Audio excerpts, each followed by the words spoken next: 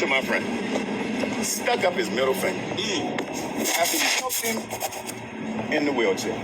Now that just gave me motivation. For two things. Number one, I now know where I'm at. I'm in Fairmont, West Virginia. and I've been to some of the roughest cities in this country, y'all. So I'm gonna be honest with y'all. As MC Hammer say, wherever the DA may be, and I know he's probably peeping out that window, we plan to do one thing. And it's the same thing that MC Hammer did in 1990s. We plan to turn this mother out. Y'all hear me talking, y'all? When I say no justice, because Dr. King, Malcolm X, and Tupac was killed, not because they had a lot of money. Dr. King only had $1,000 in the bank when he died. Malcolm X had $313 in the bank. Y'all hear me back there? Tupac didn't have much money in the bank. He still owed Suge Knight for getting out of prison. But I do know one thing. It said they had the ability to electrify people. So if I don't do nothing in Fairmont, if I can't do nothing else, I want to electrify y'all. To stand up for an injustice. This could very well be your son. That's right. Your brother. Your cousin and your friend. I don't know him, but I'm here. So I'm asking that you all stand as many times, and this won't be the last time we come back there. I'm not far from y'all. So I can get here in a quick minute like Superman. Amen? Amen. Amen. Mr. Shabazz is going to come speak to us. Yes, give your name and title. My name's John Kemet Shabazz, and we put together a group back in 2023 after hearing about this case. The collective was called Souls for Justice. And we filed a petition, an online petition, asking for an arrest be made in the case. And it was, after about a month, we received about 100 signatures. And it began to escalate and grow. This was in October of 2023.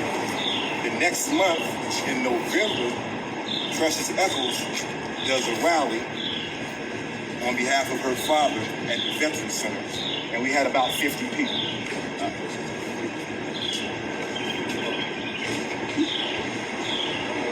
Mr. Esteban Fernandez, a reporter for the West Virginia Times, he was the first one that gave us a clear narrative on what the prosecutor was saying. And at that time, we had no narrative. We were all waiting for an arrest to be made. I was one of those people that was waiting. But through reporter Esteban Fernandez, he let me know at that time that the prosecutor was claiming self-defense.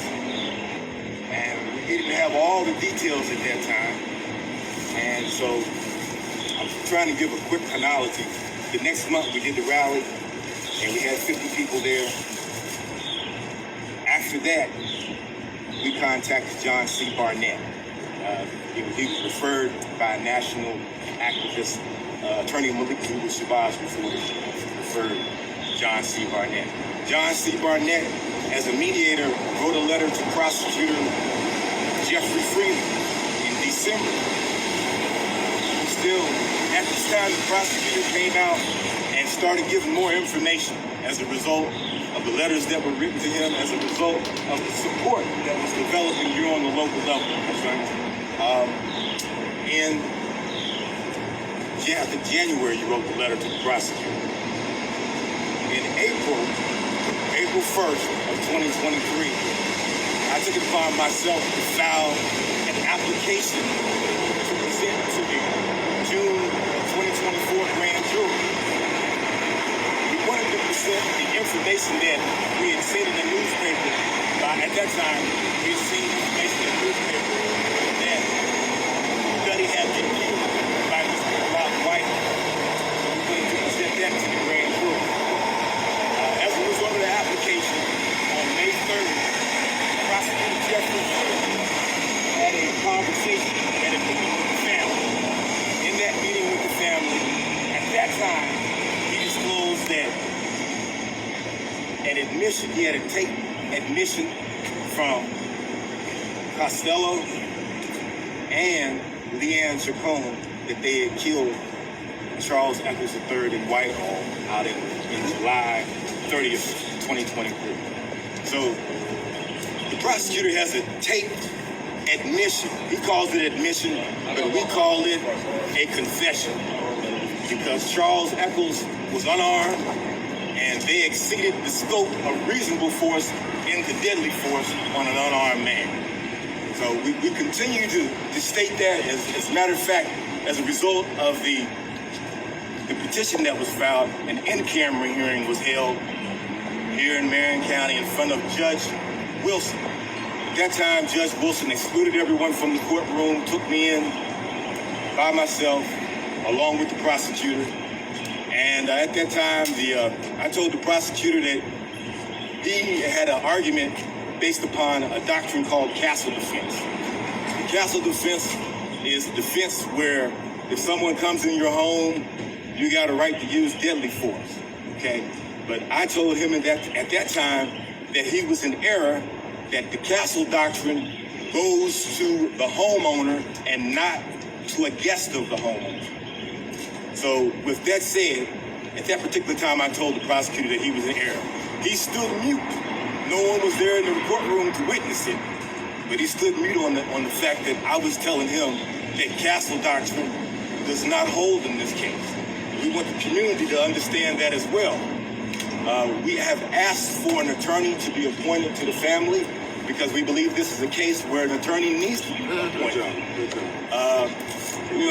What you have is a situation where the West Virginia Constitution calls for the right to life, due process, equal protection, and human rights. What the prosecutor has done in this instance, he has taken castle doctrine and usurped and circumvented the authority of the West Virginia Constitution. The West Virginia Constitution says someone should have been arrested that night. That's right. And that's why we're here. We have to put more pressure on the prosecutor to make sure he does what is the right thing to do. So now I want to go a little bit further quickly as I can. After the in-camera hearing, we filed a motion to recuse Judge Wilson. We filed that motion to recuse Judge Wilson because he refused to appoint an attorney in that case. So we felt, okay, that's evidence of bias. Judge Wilson recused himself. So now we have Judge David James, and we asked him to appoint an attorney as well. We believe the family needs an attorney. Amen. The prosecutor needs Amen. an attorney. And he should be defending the family. But he is defending the killers. So the family needs an attorney.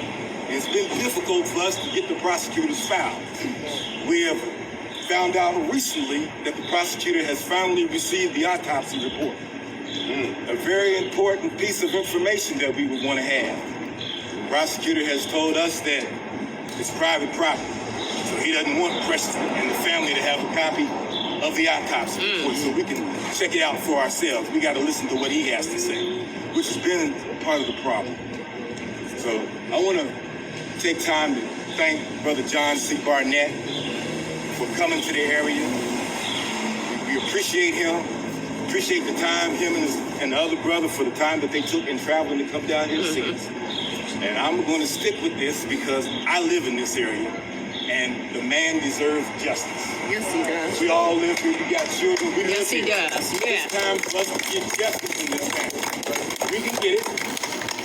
So I don't think I have too much more to say at this time. No court date set? We do have a court date set. We have an August 2nd court date set for another in-camera hearing. That in-camera hearing date is pending because, as I mentioned earlier, we have filed another recusal. Okay, get rid of this judge. He won't appoint a lawyer to help the family. He's got to go. We need a judge that's going to do us justice, treat the case fairly. And let me also say that there's been bias on this case from the very outset. In the initial investigation, there was bias because there wasn't an arrest. Here you got admissions that you killed the man and you don't make an arrest. Something's not right. So bias continues. But with your help and your support, we expose the bias and we make justice. So anything else we need to say? Appreciate it. No, give him a hand. Give him a hand.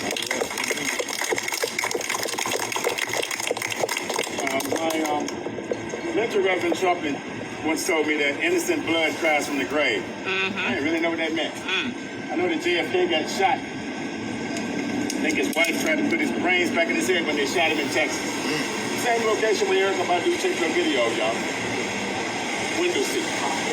Same spot where she fell down on the ground. Naked. But she was sending a message. Watch that video again. Same car that she's driving in is the same car that JFK had. The location where she fell. She's sending a message. She's a 5% Muslim. She's telling you that there's some people watching us from on top. Yes. I'm glad you watch that video again. Yes. Ignore the nakedness. But notice she's walking down the street naked because she's trying to expose what's going on up there. And so since we don't know who Mr. Echols is, we want to make sure we let everybody know who Mr. Echols is. That person to do that is his only daughter. I found out last night. This is only son. Not the only son. On the mama side, all right? And so as I spoke on last night, she's been relentless on making sure we get justice. I want her to talk about her daddy. Is that all right? Yes. And then we'll tell you the next steps we're going to do in reference to civil rights. I'm glad y'all here today.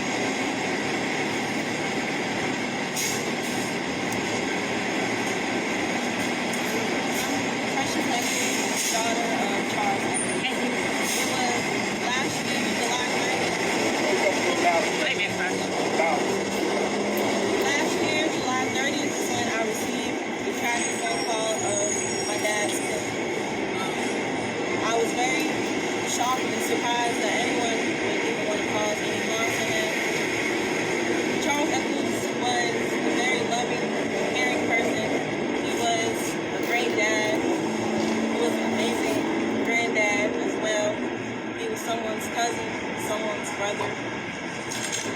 He was well known in the community with helping with sports and working for Jane Care, cutting grass, and pushing the lawn. He would do anything for anyone. So when I found out this news, it was very hard to process. But I want to thank everyone for being here and helping us stand to try to get justice. I definitely feel that the system has failed us, which is very unfortunate. It's a year and there's still been no arrest made. I want both people responsible for this to be held accountable for their actions. That's right. That's right. Right. You can't just take a life and go on. Living your life. Living your life. That's right. Nothing happening. So again, I just want to thank all of you for your support, for bearing with me, sticking with me from the beginning. And like I say, justice for Charles Echols. And thank all of you so much. No justice, no peace. No justice, no peace. No justice, no peace. No justice, no peace. No justice, no peace. So we're here in Paramount, so I know when we were in Mississippi, I'm giving y'all that story because help came from on top. Sometimes help don't come from Paramount. That's right. Sometimes you gotta reach higher. That's right. So we're announcing to the DA today that they want to press charges after a year, making us wait, though we was gonna give up, not show up. I want to thank each and every one of y'all for showing up today. In particular the men, because we are dying at a rapid rate. To every black man that's out here, you are being hunted, if you don't know. You're being hunted like deer in the woods. I'm from South Carolina, and I got 11 friends in prison. My brother was shot. Shot in the back over a pair of tennis shoes. A year later, 95, I wrote my brother's killer in prison. Came up with an acronym, my brother, called Thug. Everybody say Thug. I know, I was driving to the Main Man March, but I was listening to Tupac. Y'all forgive me, okay? But when I got there, 61 speakers were there. Stevie Wonder was there. He said he couldn't see us, but he could feel our spirit. And on stage was Reverend Sharpton, Jesse Jackson, and Minister Farrakhan. Minister Farrakhan told us to go home and write one brother in prison. I came home and forgave my brother's killer in prison. And now I'm standing here with you. As a national activist, we've gotten 32 innocent people out of jail. 26 cops fired. Just recently, the Goon Squad in Mississippi. I want to keep talking about those guys. 6 men came into a home and sodomized 2 black men. Tased them for 25 times, wanted to see which one of the Negroes was the strongest. They waterboarded them, put a sheet over their head, and poured water, bleach, and chocolate in their face. That wasn't enough. When I put a gun in Michael Jenkins' mouth, y'all. This is 2023. In pulled the trigger, and the bullet exited out of his neck.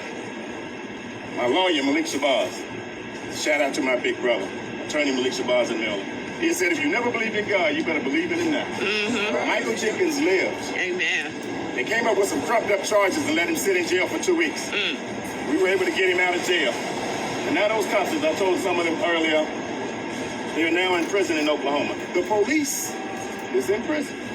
All right. For 132 years. And we just filed for a lawsuit for $400 million. So what's big about the lawsuit? Doesn't impress me. Last year, America spent over $300 million for the blood of black folks. Let me give you the list. Freddie Gray, 6.9. Eric Garner, 5.5. South Carolina, Walter Scott, traffic ticket, shot 5 times in the buttocks, $5 million.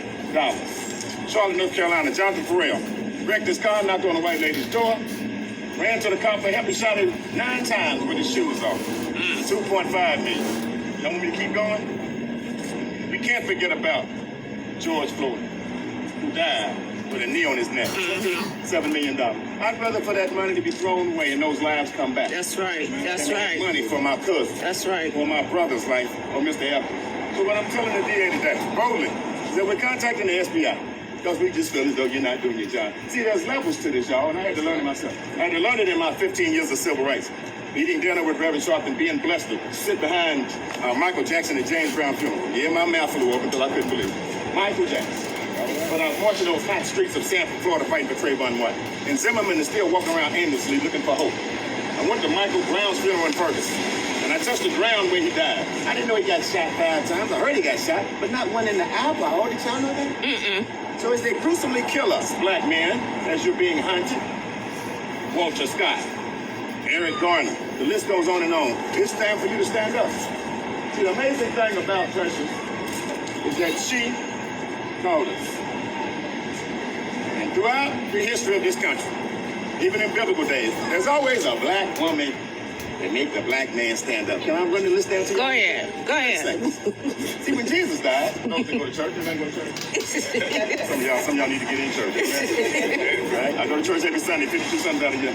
That's how God protects me. Fighting civil rights in racist places.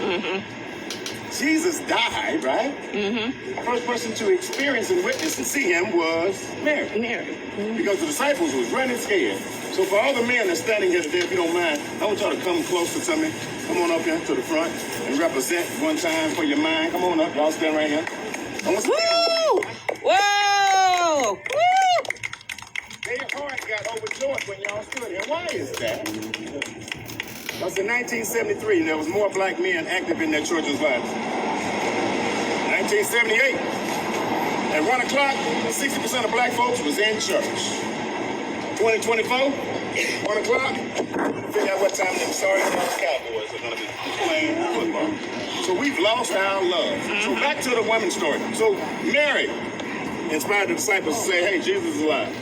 When a lady named Rosa Parks was going home from work, she didn't want to sit in the back of the bus, and I don't blame her. I didn't know that 7 days later, Dr. King went full-time in civil rights. Do y'all hear me? No justice? No peace. So what Dr. King did, he got Jesse Jackson. He got Andrew Young. He got Brother Abernathy. And that Black Power brother Stokely Carmichael to stand with him. Because I can't do this by myself, John. And so the reason I called you up here because I want to feel your energy. Women can fight, but it's better that men fight. Amen. Right. Woo! All right. So when we went to Mississippi, we had some men down there. That's right. So y'all have been deputized. You shouldn't have came up here. Yeah, that's right. Deputized means you got to put in some work. So when I leave and go back home, and I come back down here in 30 days and turn this mother out, Go ahead. I want to see y'all faces because I'm going to text all y'all from my phone. And I'm going to make sure I'm going to do accountability. It's just a matter of, hey, where y'all at? We coming downtown. Meet me there and bring 3 brothers. Now what you got is a march, Million Man March, if I would say. See, it's well from one state in Chicago, Reverend Minister Franklin having an idea, to Atlanta, to Chicago. And then when I got there that day, I was standing right beside MC Hammer. I didn't get his autograph because his records wasn't selling, right? But I turned around and I seen a sea of black men, a sea of black men. Ever been to the ocean, the beach? And you just see water, nothing else on the other side? That's what I seen that day. It was the only day I admit that I felt free in this country. I got back home, back to reality in South Carolina. So today we're contacting the FBI on behalf of Precious because we need some higher power to look at this case. Yay! Woo! All right. I want y'all to protect this sister at all times. We're also contacting the Attorney General. Attorney General, my VP Orlando Tate, looked up the Attorney General, so I want y'all to blow his phone up. Okay. Let them know the DA down here ain't doing his job, and I'll let him know that. I've been on the phone with him. I don't like his attitude. Mm-hmm. I don't even like him. Go ahead. Right? Tell the truth. I call a spade a spade. And maybe this is different to y'all because y'all ain't used to talking like this, but when you fight so hard for people in Mississippi getting shot in their mouth, Trayvon Martin getting shot in his chest with candy and Skittles in his hand. When you fight so long, eventually you get older, you get tired. Yes. Okay? And you just say whatever comes out of your mouth. Grab Chuck.